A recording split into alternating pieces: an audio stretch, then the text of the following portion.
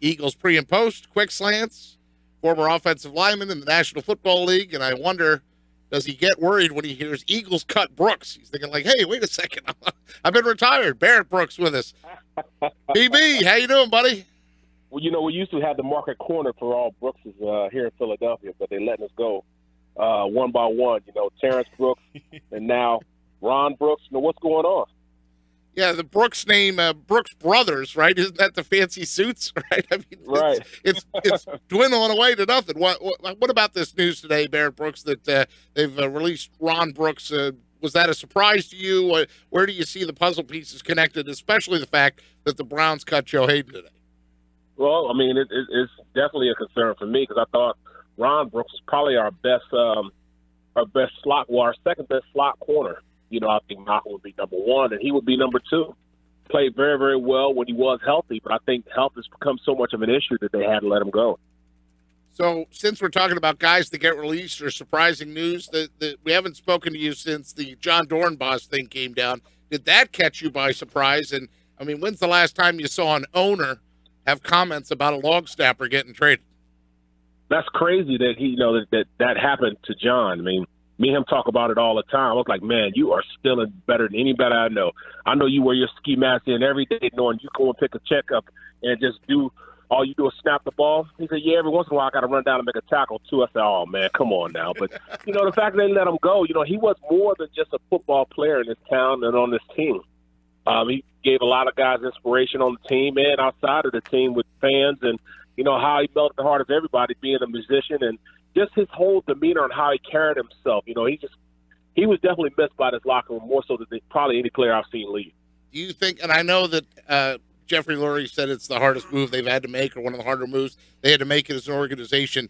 Do you think there'll be a void in the locker room with that trade or do our players, they understand it's a business, you just got to pick it up and move on? Well, everybody understands it's a business, but like I said, he's more than just a player. I mean, he brought a lot to the team. Great guy, made everybody laugh, and he had that little bit of je ne sais quoi that we needed on that team. He brought a little something to take you outside of the locker room, take you into the hearts of, a lot of people just from who he is and how he expressed himself with magic and, his whole demeanor on how he carried himself. Hey, Barrett, it's Josh. I want to stick in the trenches because I'm really glad you're here because you played in the league for a long time on the offensive line. And what I saw on Thursday night honestly left me a little concerned about this offensive line. One, because they really weren't out there very long. And two, because when I saw Andre Branch coming up the middle, just totally untouched at Carson Wentz, then Wentz to doing his Houdini pass later to Zach Ertz, I thought, man, I was expecting a lot more from this offensive line in protecting Carson Wentz from what I saw. And then Doug Pederson gives him the quick hook. Well, I'm going to tell you this. You're concerned. I'm out and out worried, to tell you. I mean, in understanding and being an offensive lineman, you need more than just, 18 reps as a total unit to really go into a season. I mean, there's a lot of timing issues that this team hasn't been able to work through because they haven't played together as a team. With Jason Peters being gone for the amount of time he's been gone, Brooks was gone for a little bit also, and those guys haven't had time really to gel together as an offensive unit as far as those guys playing together in game-type situations. And that's the biggest thing. Game-type situations are a lot different from being in practice. There's almost like there's unwritten rules. There's also unwritten feelings that guys feel during the course of a game. There might be an MEB blitz. That's Mike, the end, and then the Sam backer, and they do that blitz. And that has to be instinctual, not a call is being called, but it's instinctual between the offensive line so that guard, center, and tackle have to pick that up. You can't get that from practice. You can't get that from 1-2 cha-cha-cha because that's what practice is. You're not hitting, you're not finishing plays, and the only way you can get that is from game-type experience, and they just don't have enough game-type experience to go into that. So worried is where I am. I'm a little more concerned. I'm a little worried than concerned. This is something that I really think, and it's not just the offensive line playing together. It's also Carson being under center and understanding where he can fade to if he feels though he's in trouble.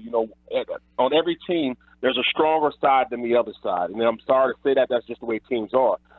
Ben Roethlisberger would always fade to his left, even though he was a right-handed quarterback. He would fade to his left because of Marvell Smith and Alan Faneca was over there. Those were the two best pass blockers they had. So he would fade that way, knowing that he would get a little extra protection if that right side would, give up a little pressure. Those are things that he has a feel. You can only get that in game-type experience. Little things as far as, the offensive line understanding where the running back's going to be on run plays, on blocking plays.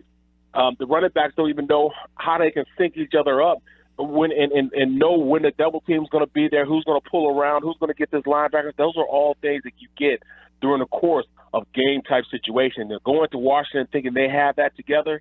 It just doesn't happen that fast. So I think we may struggle a little bit these first couple of games because of that. Do you think that Doug Pederson either doesn't value the game reps enough, or do you think he's being overly protective of these guys, trying to get them to the regular season?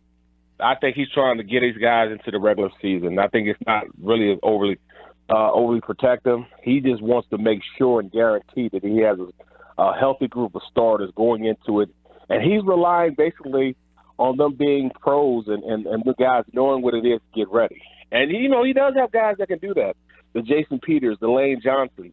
Those guys, they'll be ready. But you still have a guy like Sayamalu and Kelsey that have to work their way out and work their way through certain situations, and the running back situation. Those guys have to work through what they're going to be and who they're going to be out there. And, where the blocking is going to occur at, where the mesh is going to be at between the quarterback and the offensive line and the running back. I mean, all those things are game situations that you have to play through in order to get the timing for it. Speaking of guys who haven't gotten a lot of playing time, Nick Foles hasn't played in any of the 3 preseason games. He's barely been at practice. He wasn't there yesterday because of illness, Doug Pederson said. But Doug said he's not concerned going into the regular season. But yet, listening to you, Barrett, it seems like these guys need reps, real live bullets coming at them in order to really be ready for the regular season. Are you concerned, as some people are, about the fact that you could go into the regular season with your backup quarterback really not ready if he's called upon? Well, I'm hoping we don't use him in the first place. We brought him here to back up. So in that aspect, I understand what Doug is talking about. We didn't bring him here to play. We brought him in to back up. And, as long as Carson's healthy, they're not going to need him. But I am concerned because now if he does have to go in there, can he go through an entire game with his elbow or shoulder or whatever is wrong with him? Will he be able to play come the first week? I don't know. I mean, he hasn't played long enough for me to know. He hasn't practiced long enough. I mean, I counted, maybe 9 practices I've seen him practice in full speed. I haven't seen much from him. So does it mean McGowan's going to be our second-team quarterback? Do they waste a roster spot on a guy that shouldn't be on this team?